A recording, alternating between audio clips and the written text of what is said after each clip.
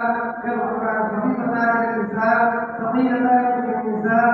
سبحان الله وبحمده سبحان الله العظيم.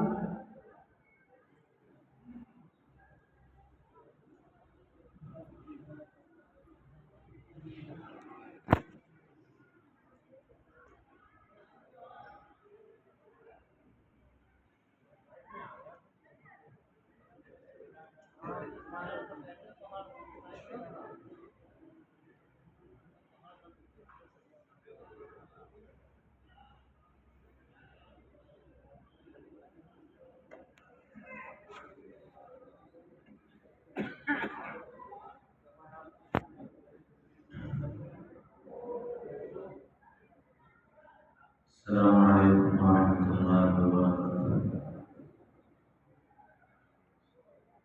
بسم الله الرحمن الرحيم. الحمد لله وكفى وسلام على عباده الذين اصطفى، وأصلي وأسلم على نبينا المصطفى وعلى آله وأصحابه نجوم الهدى قادة التقى. اللهم اغفر لنا وارحمنا ومشايخنا وعلمنا ما جهلنا من القول والعمل، ونشهد أن لا إله إلا الله وحده لا شريك له، ونشهد أن سيدنا ونبينا ومولانا محمدا عبده ورسوله، وصلى الله عليه وعلى آله وأصحابه وأزواجه وبارك وسلم تسليما كثيرا كثيرا. أما بعد فأعوذ بالله من الشيطان الرجيم. بسم الله الرحمن الرحيم. وما ينطق عن الهوى إن هو إلا وحي يوحى. فقال رسول الله صلى الله تعالى عليه وسلم: تركت فيكم أمرين إن تمسكتم لن تضلوا أبدا، كتاب الله وسنة رسوله صلی اللہ علیہ وسلم. قابل قدر قابل احترام حضرات علماء کرام اور بہت ہی قابل قدر میرے بھائیوں، دوستوں، عزیزوں، بزرگوں اور پردے میں بیٹھی ہوئی میری بہنوں، بیٹیوں اور بچیوں،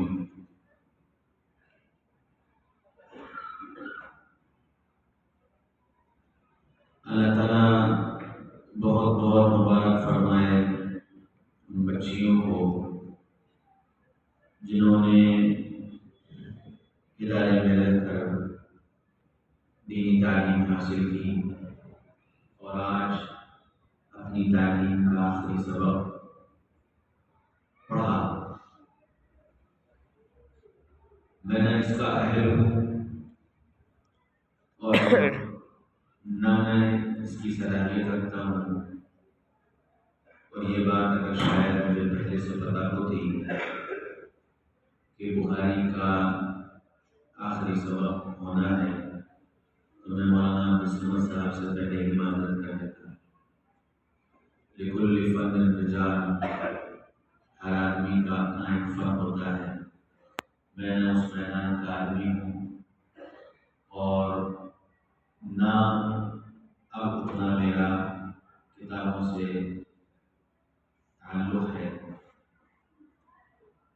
میرا حال تو یہ ہے: مہاراج خاندائیں فراموش کر جائیں اللہ حدیث تبلیغ تکرار بھی کنیں. جو کچھ پڑھا تھا وہ تو اب سب بھول گئے، بس اب اتنا ہی یاد ہے کہ اللہ اس کے رسول کا پیغام پہنچانے کے لیے ایک ڈاکیے کی حیثیت سے ڈاک لے کر گاؤں گاؤں پھرتا اور اللہ کے بندوں تک اللہ کی بات پہنچا رہی. بات میری نہیں، بات اللہ اس کے رسول کی ہے. میری حیثیت بیچ میں ایک ڈاکیے کی ہے. ڈاکیے کا کام خط کا پہنچانا ہوتا ہے. وہ خط اس ڈاکیے کا نہیں ہوتا، خط تو کسی اور نے بھیجا ہوتا ہے اور کسی اور کے نام بھیجا ہوتا ہے. ڈاکیہ واسطہ ہوتا ہے اس خط کو پہنچانے کا. میری حیثیت بھی آپ کے سامنے ڈاکیے کی ہے کہ میں اللہ اس کے رسول کا پیغام آپ تک پہنچانے کے لیے آیا ہوں۔ بخاری شریف اللہ کے نبی صلی اللہ علیہ وسلم کے ارشادات کا مجموعہ ہے، اور اللہ تعالیٰ جزائے خیر دے امام بخاری رحمۃ اللہ علیہ کو کہ انہوں نے کتاب کی ابتدا اور کتاب کی انتہا ان دونوں پر ایسی حدیثیں جمع کی ہیں، اگر یہ دونوں باتیں ہماری سمجھ میں آ جائیں تو شاید نبی پاک صلی اللہ علیہ وسلم کی لائی ہوئی ساری تعلیمات کا خلاصہ سمجھ میں آ جائے۔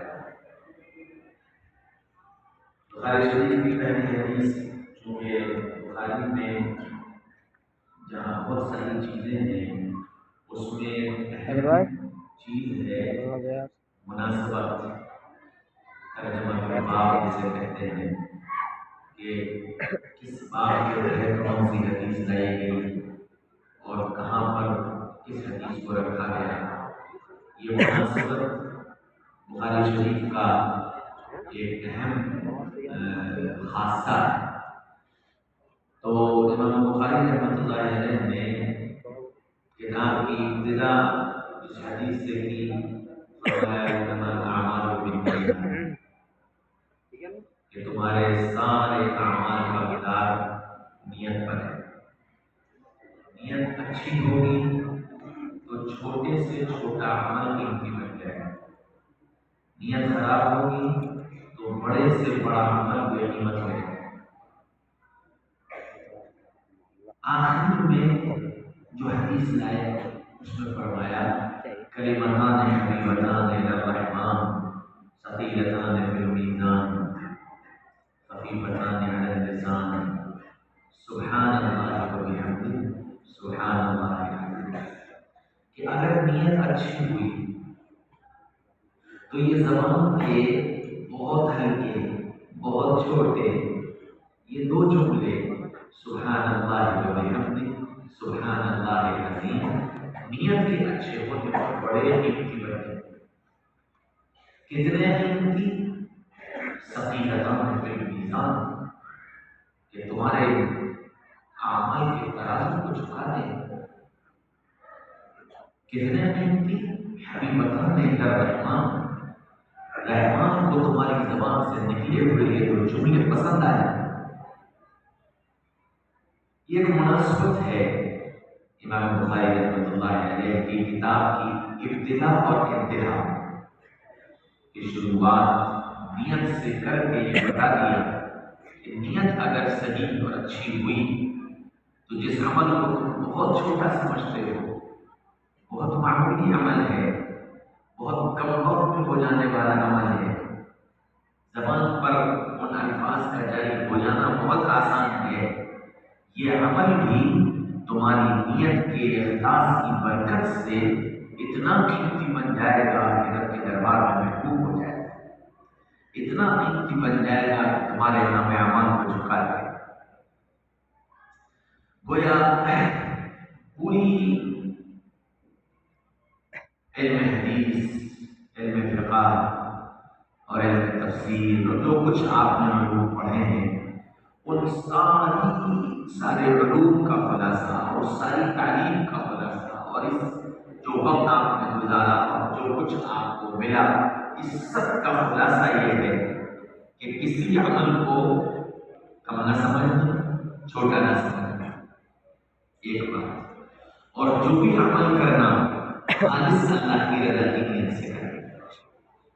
یہ خلاصہ ہے بخاری شریف کے آخری سبق کا، کہ پڑھنے والوں سے بھی کہا اور سننے والوں سے بھی کہا کہ اپنی زندگی میں کسی بھی عمل کو، چھوٹے سے چھوٹا عمل، معمولی سا معمولی عمل، اس کو کبھی معمولی سمجھ کر چھوڑ مت دیں، چھوٹا سمجھ کر چھوڑ مت دیں، اور جو عمل کرنا اس کو خالص اللہ کی رضا کی نیت سے کریں۔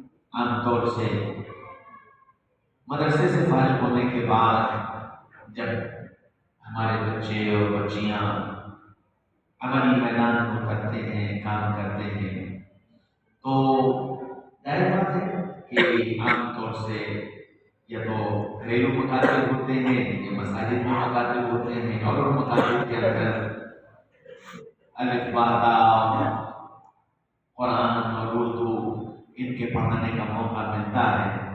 تو عام بات یہ ہے کہ ہم مکتب کے پڑھنے والے، مکتب کے پڑھانے والے، مکتب میں کام کرنے والے، وہ خود بھی اپنے کو بہت معمولی سمجھتے ہیں اور دنیا بھی ان کو معمولی سمجھتی ہے۔ ملا جی ہیں، مکتب میں پڑھاتے ہیں، یہ تصور ہے۔ بخاری شریف کی سامنے حدیث نے یہ بتا دیا کہ اس عمل کو تم معمولی عمل مت سمجھنا، بہت بڑا عمل ہے۔ حضرت مولانا یوسف صاحب رحمۃ اللہ علیہ ایک مدرسے میں تشریف لے گئے اور علماء کی مجلس تھی، بہت سارے علماء جمع تھے، تو کہنے لگے کہ حضرت، علماء سے کہنے لگے کہ حضرات میں آپ سے ایک مسئلہ پوچھنا چاہتا ہوں، یہ بتائیے کہ اللہ کے نبی صلی اللہ علیہ وسلم کی زبان سے نکلے ہوئے ارشادات کیا ہیں؟ علماء نے کہا حدیث، کہ یہ حدیث کیا ہے؟ علماء نے کہا کہ یہ قرآن کی تشریح ہے، اور قرآن کس کا مجموعہ ہے؟ اللہ کے کلام کا مجموعہ ہے، اور اللہ کا کلام اس کو ملا کہ محمد رسول اللہ صلی اللہ علیہ وسلم کو ملا، اور اس قرآن اور اس حدیث سے ہمارا تعلق اس نسبت سے ہوا، فرمایا لا الہ الا اللہ محمد رسول اللہ کی نسبت سے ہوا۔ یوسف فرمانے لگے کہ حدیث پڑھانے والا، قرآن پڑھانے والا،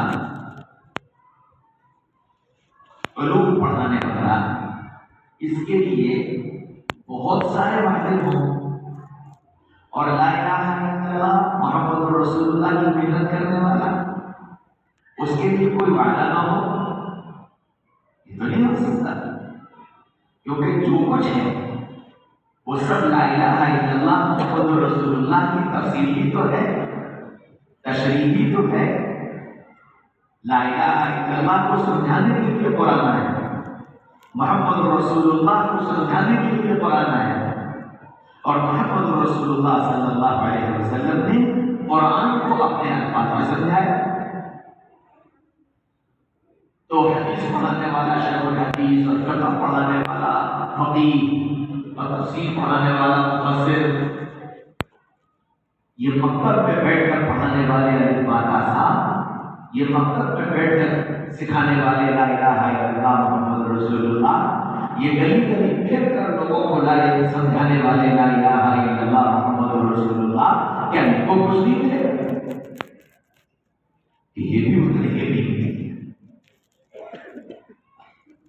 تو ساری بات کا خلاصہ یہ ہے کہ اگر نیت اچھی ہے تو میرا چھوٹا سا عمل بھی اللہ کے یہاں بڑا قیمتی ہے،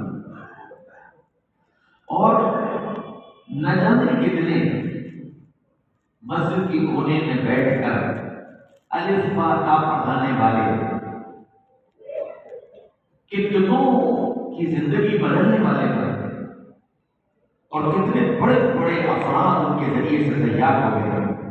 میاں نور محمد رحمۃ اللہ علیہ جھنجھانا کے رہنے والے، مسجد میں بچوں کو قاعدہ پڑھایا کرتے تھے، اور یہ قاعدہ پڑھانے والے میاں جی اتنے بڑے بنے کہ حضرت حاجی اللہ صاحب معاذ مکی رحمۃ اللہ علیہ، حضرت خانوی رحمۃ اللہ علیہ، پھر مولانا رشید احمد گنگوئی رحمۃ اللہ علیہ، مولانا قاسم نانوتوی رحمۃ اللہ علیہ، حافظ زمان شہید رحمۃ اللہ علیہ، یہ پوری دنیا کے لیے، پوری دنیا کے لیے اس میاں جی نے قائد تیار کر دی، رہبر تیار کر دی، اور اس میاں جی کی محنت سے دنیا کو دارالعلوم میں کر دی، اس میاں جی کی محنت سے دنیا کو مظاہر العلوم ملا. اس میاں